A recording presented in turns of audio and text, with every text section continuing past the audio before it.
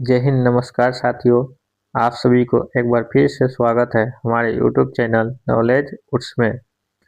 तो आज हम फिर से उसी सेशन पे चर्चा करेंगे जिस पे हम लोग कुछ दिनों से चर्चा कर रहे थे। इससे पिछला वीडियो हमारा इस सेशन का 7वां वीडियो था और उसमें हम लोग 30 क्वेश्चन को देख पाए थे। तो आज हम लोग उसी से आगे क्वेश्चन को देखेंगे। तो बिना टाइम वेस्ट किए, बिना टाइम पास किए चलते हैं हम लोग अपने सेशन को शुरुआत करते हैं और देखते हैं बाकी बचे सारे क्वेश्चन को। तो आज हम लोग 31 नंबर क्वेश्चन को देखेंगे क्योंकि इससे पिछले सेशन में हम लोग 30 नंबर क्वेश्चन तक देख चुके थे। तो हमारा 31 नंबर क्वेश्चन है, भूकंप की सर्वाधिक विनाशकारी तरंग कौन होता है। तो इस क्वेश्चन को सॉल्व करने के लिए हम लोग सबसे पहले ये जानेंगे कि भूकंपीय तरंग होते कितने प्रकार के हैं। जो भूकंपीय तरंग होता है, यहाँ पे हम लिख भी दे रहे हैं, थोड़ा सा आप लोग देखिए, ध्यान दीजिएगा। जो भूकंपीय तरंग होते हैं, तरंग ये होते कितने प्रकार के हैं। ये भूकंपीय तरंग होते कितने प्रकार के हैं, तो ये होते हैं 3 प्रकार के। 3 प्रकार के भूकंपीय तरंग होते हैं। कौन कौन होते हैं 3 प्रकार के भूकंपीय तरंग, तो वो होता है एक, ये यहाँ पे हमारे ऑप्शन में दिया गया है, पी तरंग, एस तरंग और एल तरंग। ये तीनों तरंग क्या है, हमारा भूकंपीय तरंग का 3 प्रकार होता है, पी तरंग, एस तरंग और एल तरंग। और इस तीनों में क्या है कि पी तरंग, इस तीनों में पी तरंग है जो सबसे तेज होता है। पी तरंग सबसे, ये है जो सबसे तेज होता है। ये पी तरंग सबसे तेज होता है और यह कम विनाशकारी होता है। यह कम विनाशकारी होता है, कम विनाशकारी होता है। पी तरंग है जो सबसे कम, सबसे तेज होता है और कम विनाशकारी होता है। उसी तरह से हमारा यहाँ पे एस तरंग है, क्या है, एस तरंग पी तरंग की अपेक्षा में, पी तरंग की अपेक्षा में एस तरंग धीमी होता है, लेकिन यह अधिक विनाशकारी होता है। उसी तरह से हमारा यहाँ पे एल तरंग है, जो एल तरंग होगा, यह तो सबसे धीमी होती है, लेकिन यह सबसे अधिक विनाशकारी और क्षतिग्रस्त होता है। जो हमारा एल तरंग होता है, यह सबसे क्या होता है, धीमी होता है, लेकिन सबसे अधिक और सबसे सबसे अधिक विनाशकारी और सबसे ज़्यादा क्षतिग्रस्त होता है। तो यहाँ से हमारा क्वेश्चन पूछा जा रहा है कि भूकंप की सर्वाधिक विनाशकारी तरंग कौन होता है, तो वो होता है हमारा एल तरंग, क्योंकि यही तरंग होता है जो सबसे धीमी होता है, लेकिन यह विनाशकारी और क्षतिग्रस्त सबसे ज़्यादा होता है। इसलिए इस क्वेश्चन का सही आंसर हो जाएगा हमारा ऑप्शन सी। इसके बाद इसके अगले क्वेश्चन को देखते हैं हम लोग। हमारा क्वेश्चन नंबर 32 है, निम्न में से किस नदी को बिहार का शोक नदी कहा जाता है, यानी बिहार का शोक कहा जाता है। तो इस क्वेश्चन का जवाब आप लोग दीजिए कि किस नदी को बिहार का शोक कहा जाता है। तो बिहार का शोक कहा जाता है कोसी नदी को। इसलिए हमारा इस क्वेश्चन का सही आंसर हो गया ऑप्शन सी, कोसी। क्या होगा, बिहार का शोक नदी किसको कहा जाता है, तो वो कहा जाता है कोसी नदी को। इसका अगला क्वेश्चन है क्वेश्चन नंबर 33, सहकारिता प्रांतीय सरकार का हस्तांतरणीय विषय कब बनी। यानी सहकारिता जो है वह प्रांतीय सरकार का हस्तांतरणीय विषय कब बनी, तो वो बनी थी 1919 में। कब बनी, 1919 में। इसलिए इस क्वेश्चन का हमारा आंसर क्या होगा, ऑप्शन बी, 1919। अगला क्वेश्चन है हमारा क्वेश्चन नंबर 34, मैंगनीज उत्पादन में अग्रणी राज्य कौन है। तो मैंगनीज उत्पादन में अग्रणी राज्य है वो है ऑप्शन बी, मध्य प्रदेश। इसका अगला क्वेश्चन है हमारा क्वेश्चन नंबर 35, निम्न में से कौन लौह अयस्क का एक प्रकार है। निम्न में से कौन लौह अयस्क का एक प्रकार है, तो वो है ऑप्शन बी, हेमाटाइट। इसके अगले क्वेश्चन पे देखते हैं हम लोग अगला क्वेश्चन नंबर 36। भाखड़ा नंगल परियोजना किस नदी पर बनी है? तो भाखड़ा नंगल परियोजना बनी है, वो बनी है सतलज नदी पे। तो इसलिए इस क्वेश्चन का ऑप्शन बी हो जाएगा हमारा सही आंसर। नेक्स्ट क्वेश्चन है यहाँ से हमारा क्वेश्चन नंबर 37। निम्न में से कौन भारत का पहला स्वदेशी प्रयास से बना परमाणु विद्युत केंद्र है? यानी कि इनमें से कौन भारत का पहला स्वदेशी प्रयास से बना परमाणु विद्युत केंद्र है? तो वो है हमारा क्वेश्चन नंबर 37 का आंसर हो जाएगा हमारा, वो है ऑप्शन डी, कलपक्कम परमाणु विद्युत केंद्र। कलपक्कम परमाणु विद्युत केंद्र। नेक्स्ट क्वेश्चन नंबर 38 है। हिमाचल प्रदेश के मणिकरण में किस प्रकार का ऊर्जा संयंत्र है? तो हिमाचल प्रदेश के मणिकरण में जो ऊर्जा संयंत्र है वो ऊर्जा है भूतापीय ऊर्जा संयंत्र, ऑप्शन बी। चलते हैं इसके अगले क्वेश्चन पे। तो वो यह क्वेश्चन है कि प्राकृतिक गैस किस खनिज के साथ पाया जाता है? प्राकृतिक गैस किस खनिज के साथ पाया जाता है? तो प्राकृतिक गैस पेट्रोलियम खनिज के साथ पाया जाता है। किसके साथ? तो वो पाया जाता है पेट्रोलियम खनिज के साथ। ऑप्शन बी क्या होगा हमारा इस क्वेश्चन का सही जवाब। यहाँ से इसके अगले क्वेश्चन को देखते हैं। ब्रिटेन के सहयोग से कहाँ लौह इस्पात उद्योग बनाया गया? यानी ब्रिटेन के सहयोग से लौह इस्पात उद्योग कहाँ बनाया गया था? वो बनाया गया था ऑप्शन डी, दुर्गापुर में। इसका अगला क्वेश्चन है क्वेश्चन नंबर 41। निम्न में से कौन क्षेत्रीय पार्टी है? तो क्षेत्रीय पार्टी इनमें से है हमारा ऑप्शन सी, झारखंड मुक्ति मोर्चा। झारखंड मुक्ति मोर्चा क्या है? एक क्षेत्रीय पार्टी है। Next question number 42। बंगाल किस राजनीतिक दल का चुनाव चिन्ह है? 42 नंबर क्वेश्चन हमारा है कि बंगाल किस राजनीतिक दल का चुनाव चिन्ह है? तो वो है भारतीय कम्युनिस्ट पार्टी, ऑप्शन डी। किस राजनीतिक दल का है? तो वो है भारतीय communist party, option D. Next question है क्वेश्चन नंबर 43। नर्मदा घाटी परियोजना किन राज्यों से संबंधित है? तो नर्मदा घाटी परियोजना संबंधित है गुजरात, महाराष्ट्र और मध्य प्रदेश से। किससे? तो गुजरात, महाराष्ट्र और मध्य प्रदेश से। नेक्स्ट क्वेश्चन हमारा क्वेश्चन नंबर 44 है। निम्न में से कौन भारतीय किसान यूनियन के प्रमुख नेता थे? यानी कि इनमें से कौन थे जो भारतीय किसान यूनियन के प्रमुख नेता थे? तो वो थे महेंद्र सिंह टिकैत। ऑप्शन सी क्या होगा हमारा सही आंसर, महेंद्र सिंह टिकैत। इसको थोड़ा सा ठीक से देख लीजिए, Mahendra Singh Tikait, option C. Next question number 45 है। जिला परिषद का कार्यकाल कितने वर्षों का होता है? तो जिला परिषद का कार्यकाल 5 वर्षों का होता है। ऑप्शन बी हमारा सही जवाब हो जाएगा। Next question number 46। पंचायती राज प्रणाली की शुरुआत कहाँ हुई? तो पंचायती राज प्रणाली की शुरुआत सबसे पहले हुआ था ऑप्शन बी, राजस्थान में। अगला क्वेश्चन हमारा क्वेश्चन नंबर 47। ग्राम पंचायत का प्रधान कौन होता है? तो ग्राम पंचायत का प्रधान होता है वो हमारे मुखिया जी होते हैं। कौन ग्राम पंचायत का प्रधान होते हैं? वो होते हैं मुखिया। नेक्स्ट क्वेश्चन है क्वेश्चन नंबर 48। राज्यपाल की नियुक्ति कौन कराता है? राज्यपाल की नियुक्ति करवाते हैं राष्ट्रपति। राज्यपाल की नियुक्ति कौन करवाते हैं? तो वो करवाते हैं राष्ट्रपति। और राष्ट्रपति ही प्रधानमंत्री का भी नियुक्ति करवाते हैं। अगर पूछ दिया जाए कि प्रधानमंत्री का नियुक्ति कौन करवाते हैं, तो ये भी राष्ट्रपति ही करवाते हैं। और मुख्यमंत्री का नियुक्ति कौन करवाते हैं? तो मुख्यमंत्री का नियुक्ति करवाते हैं वो राज्यपाल करवाते हैं। और राज्यपाल को तो हम लोग राज्यपाल का नियुक्ति तो देख ही लिए कौन करवाता है, तो वो राष्ट्रपति करवाते हैं। अगला क्वेश्चन यहाँ से हमारा क्वेश्चन नंबर 49 है। आंग सान सू की का संबंध किस देश से है?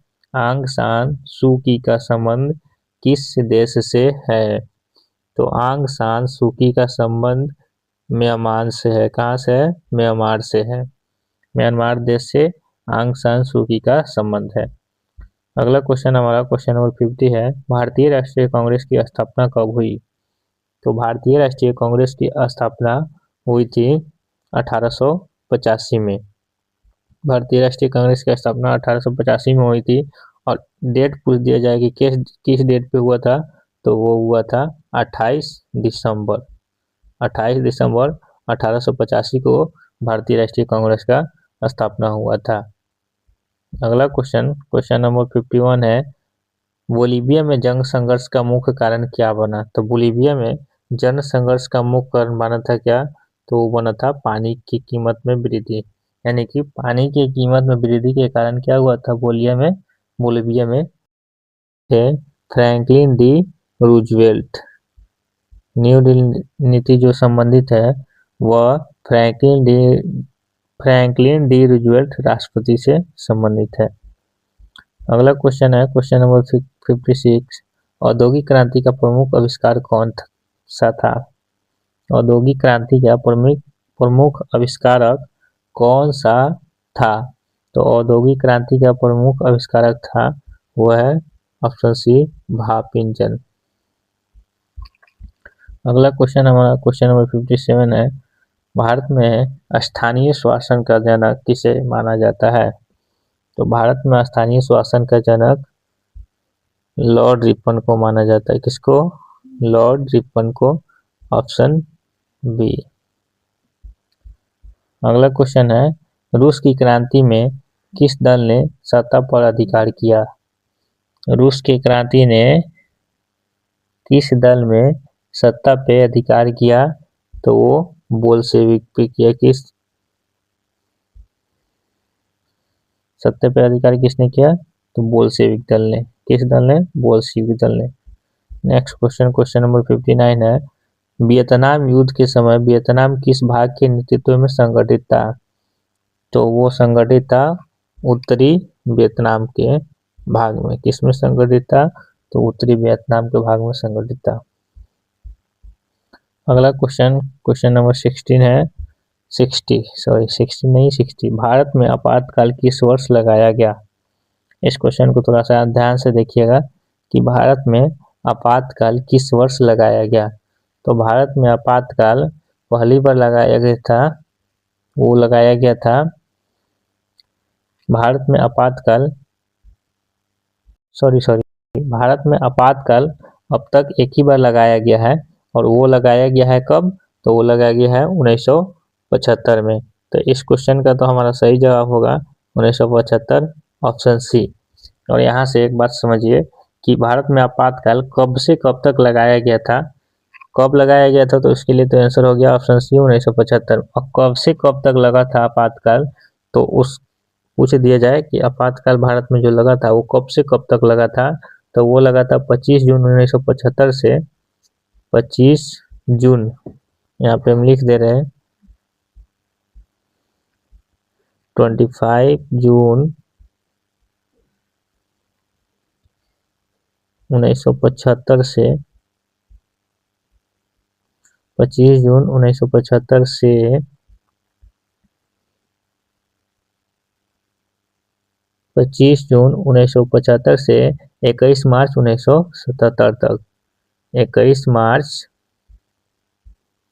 1977 तक भारत में आपातकाल जब लागू किया गया था तो वो 25 जून 1975 से 21 मार्च 1977 तक लागू किया गया था। इसीलिए इस क्वेश्चन का सही जवाब हुआ है हमारा क्या? Option C 1975। और यह किसके द्वारा लागू किया गया था? तो यह प्रधानमंत्री इंदिरा गांधी जी के द्वारा लागू किया गया था। प्रधानमंत्री जो हमारे इंदिरा गांधी थी उन्हीं के द्वारा लागू किया गया था। और कब लागू किया गया था? तो 25 जून 1975 से 21 मार्च 1977 तक। अगला क्वेश्चन इसका है क्वेश्चन नंबर 61, निम्न में से कौन मौलिक अधिकारों से संबंधित है? तो मौलिक अधिकार से हमारा संबंधित है इनमें से, तो वो समता का अधिकार भी हमारा क्या है? मौलिक अधिकार है। स्वतंत्रता का अधिकार भी मौलिक अधिकार है। और शोषण के विरुद्ध अधिकार भी हमारा मौलिक अधिकार है। इसलिए इस क्वेश्चन का सही जवाब होगा उपयुक्त सभी, यानी कि इनमें से जो भी दिया गया है वो सारे क्या है, हमारे मौलिक अधिकार से संबंधित है। इसलिए इस क्वेश्चन का सही जवाब होगा ऑप्शन डी, उपयुक्त सभी। नेक्स्ट क्वेश्चन है क्वेश्चन नंबर 62।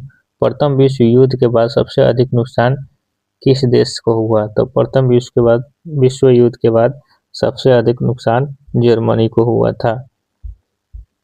इसका अगला क्वेश्चन है क्वेश्चन नंबर 63। वर्साई की संधि किस देश पर थोपी गई थी? तो वर्साई की संधि भी जर्मनी पे ही थोपी गई थी। Next question number 64। League of nation की स्थापना कब हुई? लीग ऑफ नेशन की स्थापना 1920 ईस्वी में किया गया था। कब किया गया था? 1920 में किया गया था। अगला क्वेश्चन है क्वेश्चन नंबर 65। भारत में पहली बार आम चुनाव कब हुआ? भारत में पहली बार आम चुनाव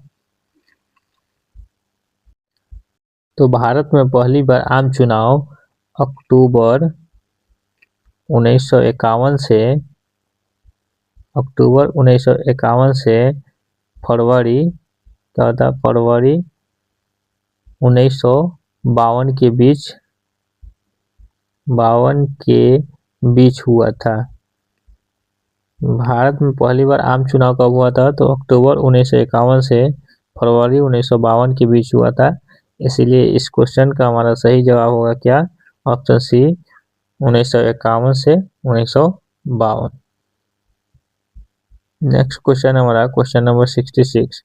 भारतीय संविधान सभा के अध्यक्ष कौन थे? भारतीय संविधान सभा के अध्यक्ष डॉक्टर राजेंद्र प्रसाद जी थे। कौन थे? तो हमारे भारतीय संविधान सभा के अध्यक्ष डॉक्टर राजेंद्र प्रसाद। अगला क्वेश्चन है क्वेश्चन नंबर 67। भारतीय संविधान कब लागू हुआ? तो ये क्वेश्चन सभी लोग जानते होंगे, इसका आंसर जल्द से जल्द करिए आप लोग कि भारतीय संविधान कब लागू हुआ? तो 26 जनवरी 1950 को, जिसके शुभ अवसर पर हम लोग हर साल गणतंत्र दिवस के रूप में मनाते हैं। इसी के शुभ अवसर पर हम लोग हर साल 26 जनवरी को क्या है, गणतंत्र दिवस के रूप में मनाते हैं। नेक्स्ट क्वेश्चन है 68 नंबर क्वेश्चन। पंचायती राज व्यवस्था को संवैधानिक दर्जा किस संशोधन से मिला? पंचायती राज व्यवस्था को जो संवैधानिक दर्जा दिया गया है वह हमारे 73वें संविधान संशोधन के माध्यम से दिया गया है। और यह संशोधन कब किया गया था? तो ये 1992 में 73वां संविधान संशोधन 1992 के माध्यम से क्या है, पंचायती राज व्यवस्था को संवैधानिक दर्जा दिया गया है। नेक्स्ट क्वेश्चन नंबर 69 है। भारत का सर्वोच्च न्यायालय कहाँ स्थित है? भारत का सर्वोच्च न्यायालय सभी लोग को पता है कि वह नई दिल्ली में स्थित है। भारत का सर्वोच्च न्यायालय नई दिल्ली में स्थित है। नेक्स्ट क्वेश्चन नंबर 17 है। लोकसभा का कार्यकाल कितने वर्षों का होता है? लोकसभा का कार्यकाल भी 5 ही वर्षों का होता है। क्वेश्चन नंबर 71 है। भारतीय संविधान में मौलिक कर्तव्यों को किस संशोधन द्वारा जोड़ा गया? तो भारतीय संविधान में मौलिक कर्तव्यों को 42वां संविधान संशोधन के द्वारा जोड़ा गया था। किस संशोधन के द्वारा? तो 42वां संविधान संशोधन के द्वारा। अगला क्वेश्चन है क्वेश्चन नंबर 72। भारत के नियंत्रक एवं महालेखा परीक्षक की नियुक्ति कौन करता है? तो भारत के नियंत्रक एवं महालेखा परीक्षक की नियुक्ति करता है वो हमारे राष्ट्रपति करते हैं। कौन करता है? राष्ट्रपति। यहाँ से क्वेश्चन नंबर 73 है। योजना आयोग की स्थापना कब हुई? योजना आयोग की स्थापना कब हुई? तो वो हुई ऑप्शन सी 1950 में। अगला क्वेश्चन है क्वेश्चन नंबर 74 नंबर क्वेश्चन है। भारत की पहली पंचवर्षीय योजना का मुख्य उद्देश्य क्या था? भारत की पहली पंचवर्षीय योजना का मुख्य उद्देश्य था वो था कृषि विकास। कृषि में विकास। भारत की पंचवर्षीय योजना का जो मुख्य उद्देश्य था वो क्या था कि कृषि में विकास हो। अगला क्वेश्चन है हरित क्रांति का सर्वाधिक प्रभाव किस क्षेत्र पर पड़ा था? हरित क्रांति का सर्वाधिक प्रभाव पड़ा कृषि पे। किस क्षेत्र पे? तो कृषि पे पड़ा, कृषि क्षेत्र पे। अगला क्वेश्चन है क्वेश्चन नंबर 76। भारत में श्वेत क्रांति का संबंध किससे है? भारत में श्वेत क्रांति का जो संबंध है वो है दूध उत्पादन से। किससे? दूध उत्पादन से। अगला क्वेश्चन है ऑपरेशन फ्लड कार्यक्रम किससे संबंधित है? तो यह संबंधित है दूध विकास से। किससे संबंधित है? तो ऑप्शन सी दूध विकास से। नेक्स्ट क्वेश्चन है क्वेश्चन नंबर 78। भारत का सबसे बड़ा सार्वजनिक क्षेत्र का उपक्रम कौन सा है? तो भारत का सबसे बड़ा सार्वजनिक क्षेत्र का उपक्रम है वो है भारतीय रेलवे। ऑप्शन बी भारतीय रेलवे। अगला क्वेश्चन है हमारा, इनमें से कौन गैर नवीकरणीय ऊर्जा स्रोत है? इनमें से कौन गैर नवीकरणीय ऊर्जा स्रोत है? तो वो है ऑप्शन डी कोयला। अगला एंड नेक्स्ट आखिरी क्वेश्चन है हमारा, भारत का सबसे बड़ा कोयला क्षेत्र कौन सा है? तो भारत का सबसे बड़ा कोयला क्षेत्र है वो है झाड़िया। झाड़िया क्या है? जो झाड़िया है भारत का सबसे बड़ा कोयला क्षेत्र है। और यह क्वेश्चन इस सेशन का हमारा आखिरी क्वेश्चन रहेगा, क्योंकि हम लोग एक सेट के अंतर्गत टोटल 80 क्वेश्चन करते हैं, जिसमें से हम लोग पिछले वीडियो में 30 क्वेश्चन को देखे थे और आज इस वीडियो के माध्यम से हम लोग पूरे 50 क्वेश्चन को देखे हैं।